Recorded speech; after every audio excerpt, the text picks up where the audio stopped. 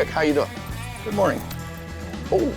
I mean, good evening. I mean, well, good middle of the time night. It's supposed to be, yeah. All of those things. So, Rick, thank you for doing this first. Well, thank you for agreeing to do this. And those two guys that come over to see you, they didn't hurt you nothing, did they? Well, I'm singing higher.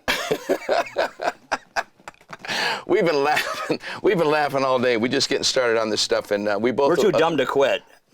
So here we are. Here we are.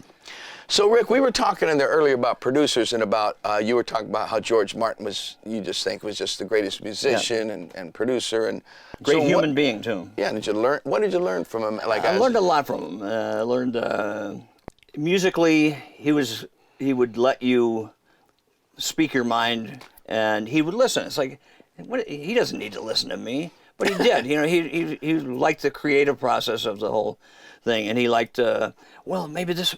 You know, he'd come up with ideas, you know, as opposed to, you know, phoning it in.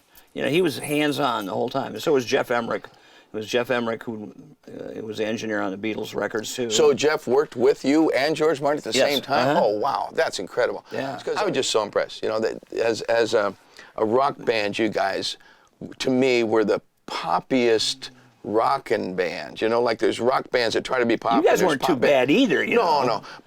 But so do you think Cheap Trick, do you look at yourself as being a pop band or a rock band, especially then? Both, because we had all kinds of stuff. We had fast songs, we had slow songs, we had heavy songs, we had ballady kind of things. We had emotional wreck stuff, and we also had emotional lovey kind of stuff. You had a good singer. You had a good singer, Rick. You had a good songwriter. Great. Don't get me wrong. Yeah, but I can't sing any good. But Robin really, I mean, he was the singer I always looked. God, he fits the songs so good. Forward to do the songs I wrote, because I'd write, you know, from this place to that place, and he could do the inflections of every kind of emotion that I couldn't do. You know, I could, you know, if you needed a screamer, I got that, but you know, and in key. But if you wanted to listen to a whole record of me, N.O. So I needed a guy to interpret. You needed somebody to interpret. See, here, this is what I want to say about your musicianship without kissing butt. I got to be careful. I don't like to kiss butt. When you're on stage, you've always been such a showman. I feel I'm a showman too, so I'm not dogging you. You got to understand where I'm coming from here.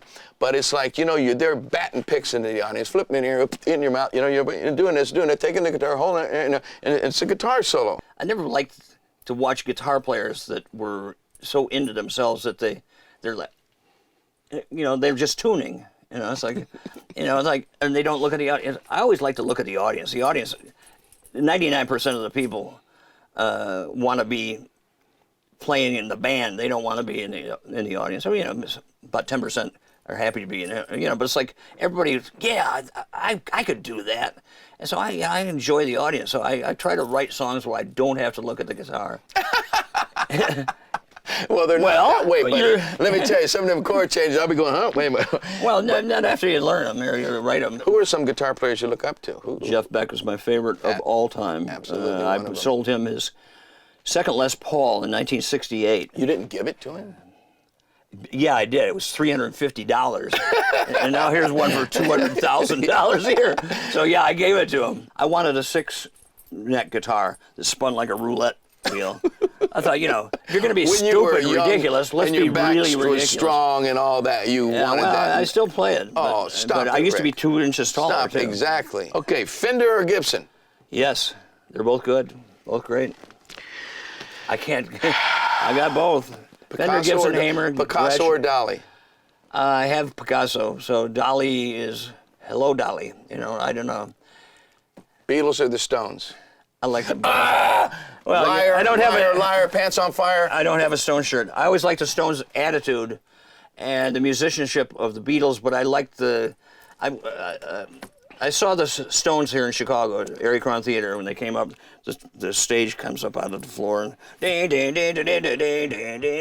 all right, 25 minutes and they were gone. It's like it was the greatest show. Okay, Keith or Mick? Keith. Lennon or McCartney? John Lennon, thank you very much. Okay. Hagar or Roth? Thanks, folks. Let me think about that. We're talking to Rick Nielsen. This month is more fun than anything, but we're not done. We're going to f*** around now when we come back. Who's Roth? There you go. But Rick, so now before you get carried Sure, away, Sammy. Hey, thanks for inviting me to your studio here in Chicago. You're welcome. I told you it'd be painless and fun, right? Well, when's the fun and when does the pain quit? When does the pain subside? But Rick, I'm playing Red Rocks coming up. Yeah, and we you just played there. Played there last night or something, Two right? nights Like ago, a couple yeah. nights ago. How was it? It was great. You know, it's I think it's the fourth or fifth time we played there. And last year we played there, and Peter Frampton was doing a complete video, $1 million video, all this and that. We're doing a $500 million video. He was doing $1 billion video. Why? And he got sick. He got sick, and so we got to use it's the stuff. Okay, so we wanted to learn so that what chord. are the chords So to that Mike thing? McCready, he So what is was it? playing it wrong, and so it was holding back Pearl Jam's career. Till I finally got him to do the You're a right good thing. man. I did, so here it is, folks. It's so easy. You put your finger all the way across, and that's the beginning of Surrender. See, most people they play the opposite or something. They played right? the opposite of it, and the hell's wrong? It's just holding as many notes as you can, and being able to look at the audience and play a chord that nobody can understand. Okay, here's lyrics. Let's see, I can't remember. Okay, go ahead. Let's see if I can. Then it goes. Mother told me, yes, She told me I meet girls like you. She also told me, stay away, you'll never know what you'll catch. Just the other day I heard of soldiers falling off. Some Indonesian junk that's going round. Hey! Mommy's alright, daddy's alright. They just seem a little weird. Surrender, surrender. I think you had too much Don't pizza. get yourself away, away, away. Yeah, now we both sound like two old farts. Man, you gotta warm up for this kind of stuff. You can't. Whew, that was a horrible harmony I sang to that song. It wasn't good, but No, it was not. You have Pro Tools, you can fix It's it. okay. Oh no. I would never. I would rather embarrass you like that and say, Okay, why I'm is Rick embarrassed. hanging I'm around with that embarrassed. guy? I can get over Why it. would Rick let that guy sing his song? That's what I want to Because hear. it's your show. It's not called Rick Nielsen's hour of comedy and nonsense. Yeah. I want you to. Want me. I need you to need me. I love you to love me. I'm begging you to beg me. I want you to want me. I need you to need me. Woo. I love you to love me. Shine up my own brown shoes. I put on a brand new shirt. I hurry right home after work. If you say, hey Rick, hey Sammy, That you love me. didn't I see you cry? Oh, didn't I see you crying? Feeling all alone without a friend, you know you feel like dying. Oh, didn't I see you crying? Yoo-hoo! Oh, that's a great song. That is such a great song. As a teenager, I bet you had little girls crying and all stuff, and you were they were too old to be doing that at that I've time, always been Rick. too See, you old. were like me. I'm listening to that going, I'm too old to write songs like that, but I'm so jealous because it worked. It was great. No, really, I really got great. 9 grandkids, so I'm in my second childhood. I got 3 grandkids. Well, I've got 19. Oh, yeah? Well, I'm going to have another one. I got 300. Oh, yeah? Yeah.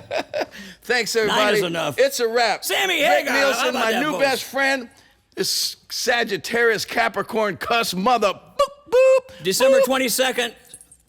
That's my Rules. birthday. Send one sock on my birthday, the other one on Christmas. That's the way it's been that way every year. Peace. Cheap Trick Hall of Famers, baby. I know why.